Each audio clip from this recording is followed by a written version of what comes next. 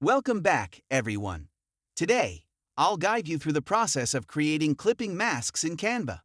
Let's get started. Begin by opening Canva on your laptop. Click on Create a Design, then choose Custom Size. Select your desired width and height, and click on Create New Design. Next, upload your photos. I'll be using 2 images from my computer. Click on Uploads, then Upload Files.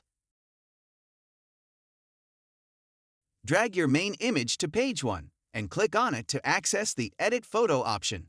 Remove the background from your image, then click on Share in the top right corner.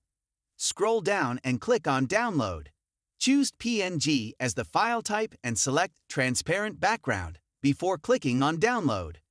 Now, upload the downloaded image and drag it onto the main page. In the left menu, click on Elements and search for Shape. Select Graphics and choose any graphic you like. Position it over your picture and click on the 3 dots. Select Layer and click on Send to Back. Select your main image, click on Edit Photo, and scroll down to the Effects section. Choose the Duotone effect. Click on Cherry and select White for both highlights and shadows. Click on Share, then Download. Choose the current page number and click on Download. Add another page and upload the file. Click on Edit Photo and then BG Remover. Add another page and select your main image for creating the mask. Drag your image from page number 3 and position it. In the final step, click on Edit Photo again. Scroll and click on Duotone in the Effects section. Choose Cherry and select White for both highlights and shadows. Go back and click on Elements.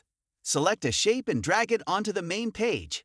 Choose White as the color and fill the page by holding down the Alt button.